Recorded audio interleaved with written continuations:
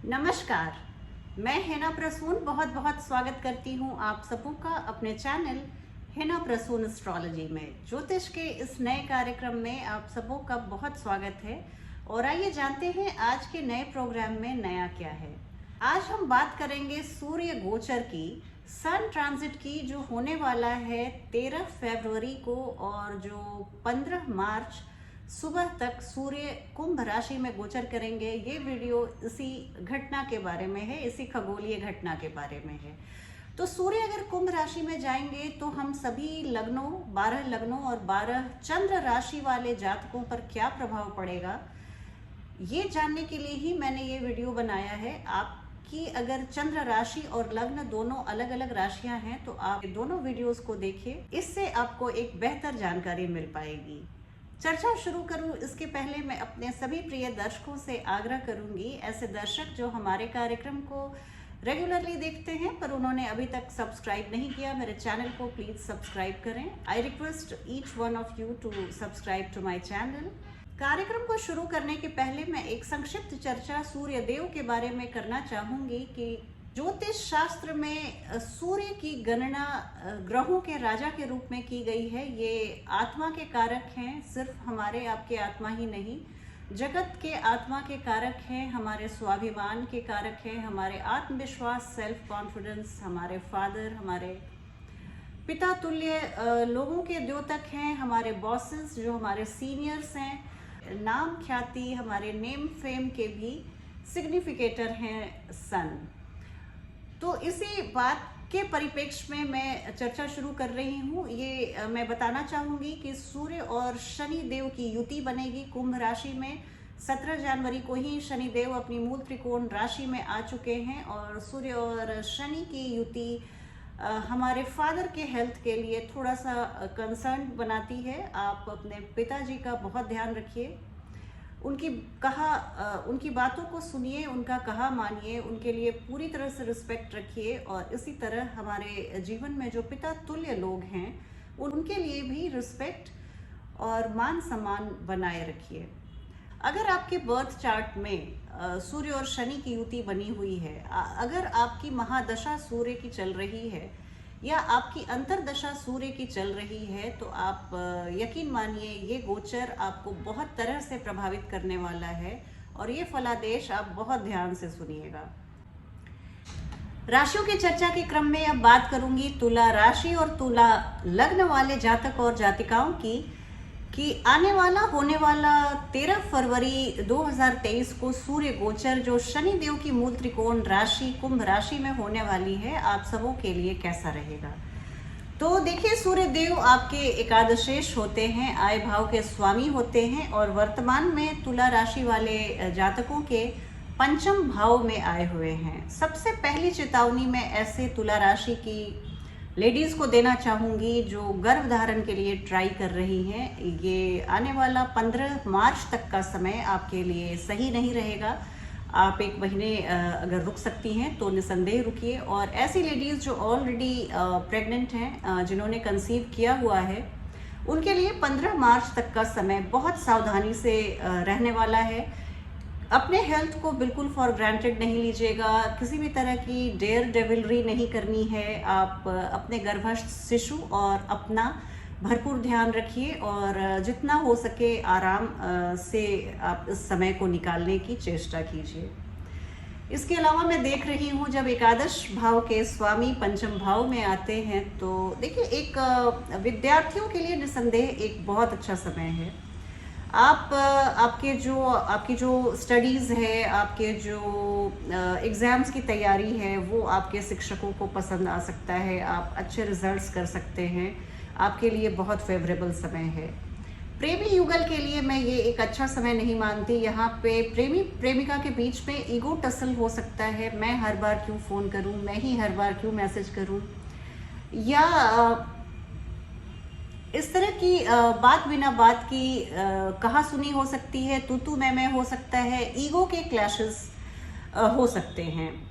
इसमें मैं आप दोनों में से किसी को जिम्मेवार नहीं मानती, बल्कि प्लैनेटरी एनर्जी को जिम्मेवार मानती हूँ कि वो इस तरह की स्थिति, इस तरह की ऊर्जा को बनाते हैं, पैदा करते हैं, जिसके तहत इंसान वशीभूत होकर उसी तरह से बिहेव करने लगता है। लेकिन मैं हमेशा अपनी वीडियोस में कहती हूँ कि प्लैनेटरी एनर्जी इतनी स्ट्रांग नहीं होती कि वो नेटिव के आत्मबल को हिला दे। तो अगर आप अवेयरनेस में हैं कि इस तरह की स्थिति बनने वाली है, और अगर आप अपने आँख कान खुले रखा हुआ है, तो आप बिल्कुल आप पहले से समझ सकते हैं किस तरह की स्थिति आएगी। और मुझे शांति से बिहेव करना है, मुझे बिल्कुल अपने मेंटल काम को मेंटेन रखना है, मेंटल पीस और सिरेनिटी को नहीं बिगड़ने देना है। तुला राशि वाले जातकों के लिए शेयर मार्केट में लाभ कमाने का समय है। आप कुछ ऐसी आपकी क्रिएटिव कोई भी प्रोजेक्ट थी, या आप किसी भी तरह के क्रिएटिव टैलेंट से आपको परमात्मा ने ऐसा आशीर्वाद दिया है, तो उसे दिखाने का समय है। अपने टैलेंट को दुनिया के सामने लाने का, प्रकाशित करने का समय है। और सूर्य देव यकीन मानिए आपको बहुत प्रसिद्धि दिलाएंगे। यहाँ पे मैं आपको ये भी बताऊंगी कि बच्चों के स्वास्थ्य का ध्यान रखिएगा। अगर आप ऑलरेडी माता पिता हैं तो बच्चों के हेल्थ का ध्यान रखिएगा। प्रेमी प्रेमिका एक दूसरे के हेल्थ का बहुत ध्यान रखें, किसी की तबीयत बिगड़ने ना पाए। हृदय संबंधी अगर आपको कोई विकार है तो आप ज़रूरत से ज़्यादा सजग रहिएगा। पिताजी के स्वास्थ्य का ध्यान रखिएगा। ये मैं हमेशा हर बार बोल रही हूँ। हर राशि में कमोबेश ये स्थिति बनी हुई है, क्योंकि शनि देव अपनी मूल त्रिकोण राशि में, कुंभ राशि में पहले से ही विराजित हैं।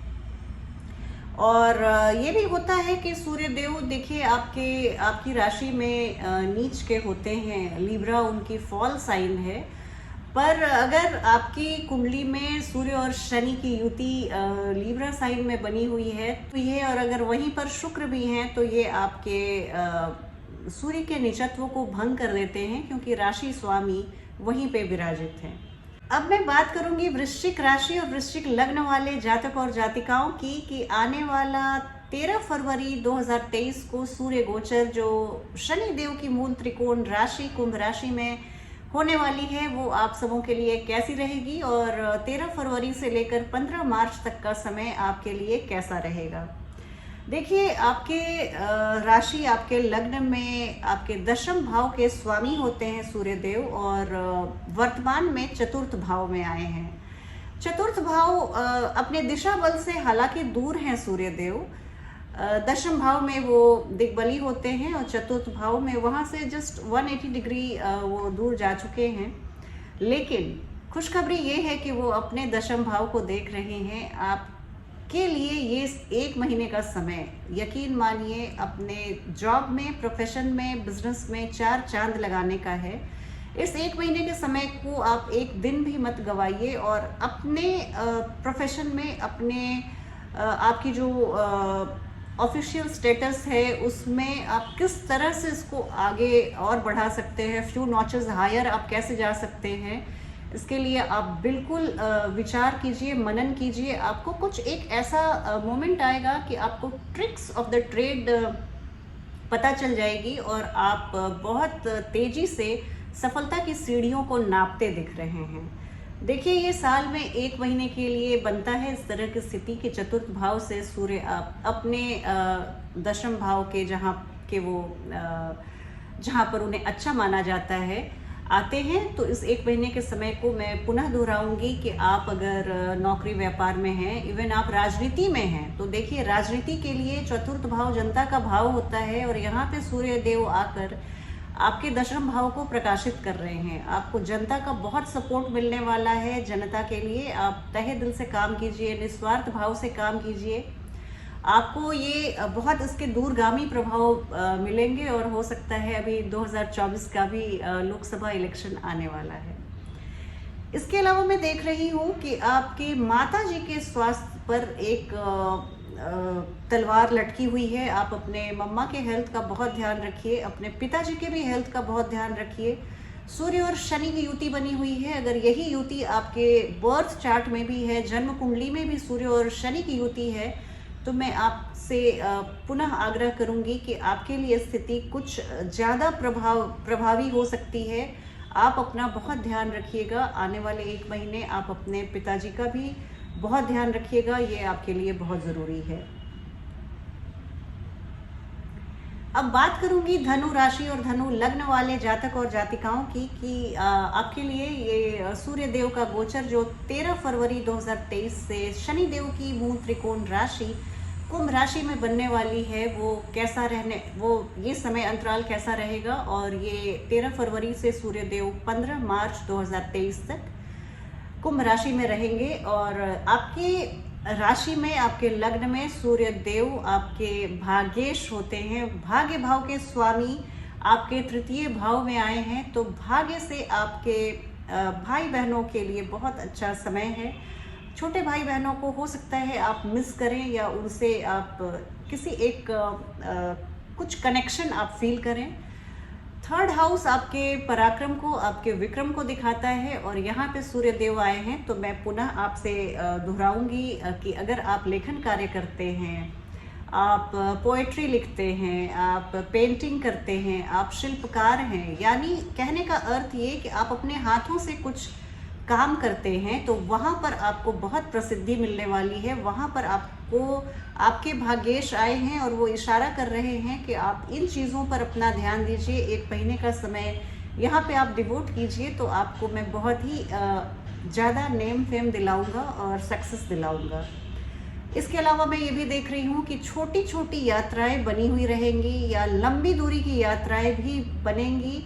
यात्राएं निसंदेह थकाने वाली होंगी, लेकिन आपको अंदर तक पुलकित करने वाली होंगी और ऐसी यात्राओं को आप लंबे समय तक याद करेंगे और उसको याद करके आप एंजॉय करेंगे। एक बात मैं और कहना चाहूँगी, पिताजी के स्वास्थ्य का बहुत ध्यान रखिए, माताजी के स्वास्थ्य का बहुत ध्यान रखिए। ये तृतीय भाव में आए हैं सूर्यदेव, जो आपके माताजी का जो चतुर्थ भाव माना जाता है, वहाँ से ये 12th हाउस पड़ता है। तो मम्मा के हेल्थ का आप बहुत ध्यान रखिएगा। और बहुत कुल मिलाकर ये बहुत खुशनुमा समय है धनु राशि वाले लोगों के लिए। आप कभी कभार किसी ज्योतिषी से पूछकर आप रूबी जरूर पहनिए, इस समय अंतराल में आपको बहुत फ़ायदा होगा। ये रूबी कितना भी छोटा या कितना भी बड़ा हो, पर आप अगर शरीर पर धारण करते हैं तो आपके लिए बहुत ही शुभ रहने वाला है।